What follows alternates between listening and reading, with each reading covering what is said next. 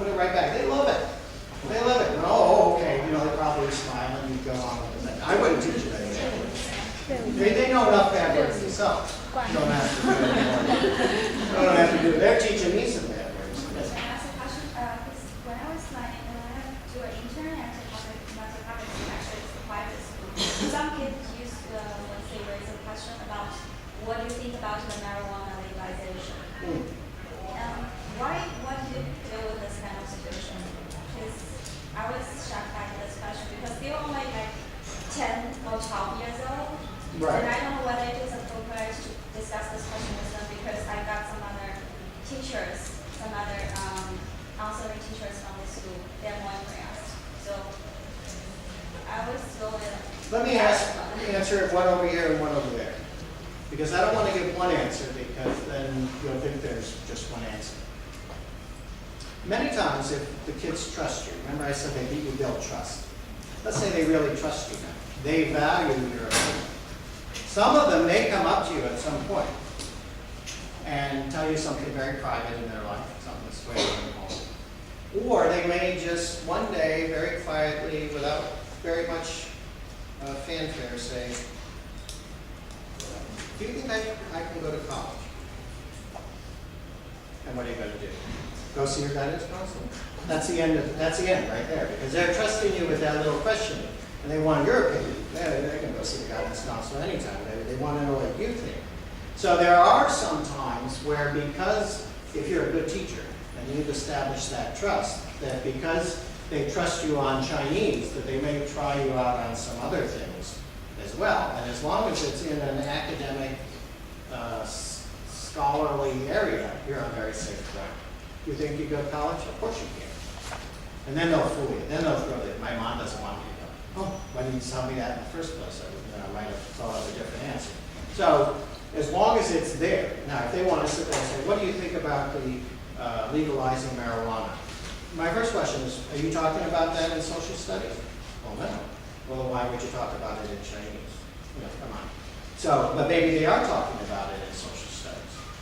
And you can say, well, that's interesting. I'll talk to your social studies teacher. Maybe I can see what he's doing in social studies, and then I'll work together with him, and maybe we'll talk about it formally. Well, I don't want you to do that. Okay, so then what you're really trying to do is disrupt my class, so we'll just move on then, won't we? But there may be, if they are really talking about it in their social studies class, there could be a way that you could say, oh, I'll let me talk about it, and then I'll come back a day or two later, and then you'll have talked to them, see what they're doing, and then maybe you can come in and fold it in that way. Yes, I'm responsive, but we're always curriculum based on what we're doing.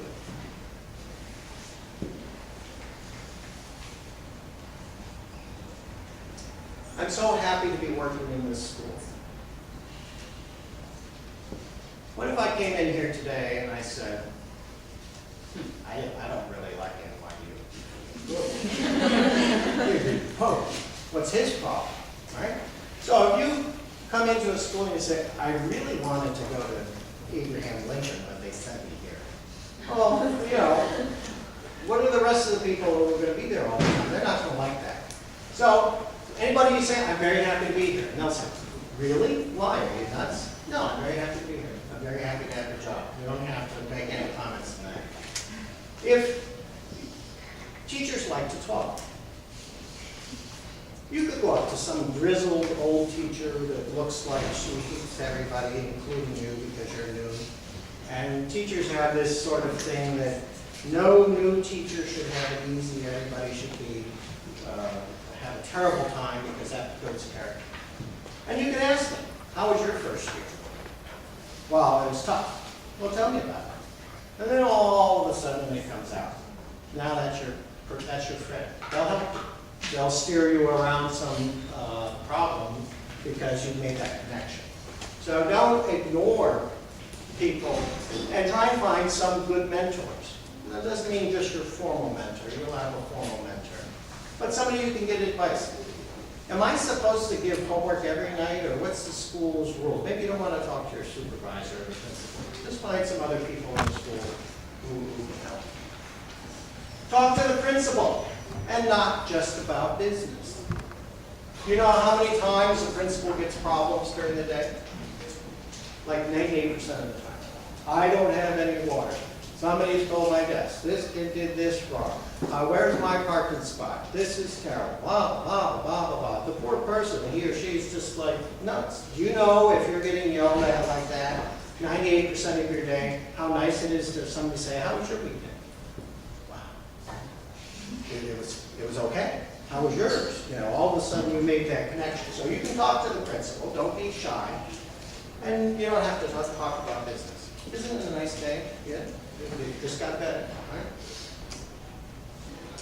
Seek to cooperate with integrated solutions. You just asked the question about the marijuana, but there may be some cases where you can work with the social studies teacher. You can work with the language arts teacher. Just put this together.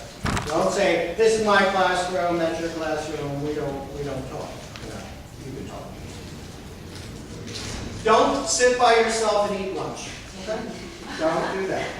Even if you don't like anybody, go sit with somebody. If you're sitting all over there, first off, you might have brought something from home, and maybe you're eating with chopsticks, and that looks strange, all right? Go sit with somebody. All right? Don't gossip about other staff. There's a wonderful quote, I won't tell you where it's from, but it says a fire that has no wood goes out, and an argument that has no gossip dies down. So obviously, there's people who love to gossip. I'll tell you about it. Hi, I'm so happy you're here. Do you know about the last Chinese teacher? Boy, did she make a mistake? She did this, she did that, she went out with this one, and that one, and don't go over that person, blah, blah, blah, blah, blah, blah. And before long, that's all you're hearing is gossip. You're not hearing how to make the classroom better. You're not hearing how to get good education. You're hearing gossip. Don't do that. Don't complain about the administration with other teachers. Is that because they shouldn't be complained about? They probably make mistakes too. And you have sometimes you have a lot of things to complain about. Maybe they write your schedule, they assign your parking spot, they put the kids in your room or take them out. So sometimes you're going to have some reason to want to complain. But don't do it with the other teachers. Go home and tell a friend. Because you don't know who knows each other. They may be their cousin. Are you so sure? Are you so sure that you know every connection in that district that you could confidently tell one teacher that you don't like that principal? Because they can't wait to go tell that person. Bad news travels fast, much faster than good news. Don't discuss school business with students. What's school business? Oh, Mrs. Smith, the math teacher, she's pregnant. Ooh, well, the kids have got their clothes on.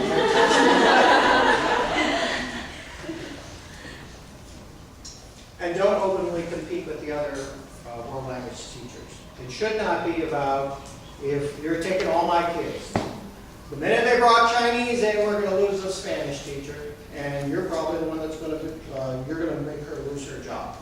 You'll hear that. The answer is, we'll get enough so that everybody has their own students. Just grow into it. Most times, kids are not assigned to world languages. From the middle school up, they vote with their feet. Wherever they want to go, that's where they go. So if somebody can't compete, then I guess that's their own self-extinction. It's not because we added another program. Can you manage your students' behavior?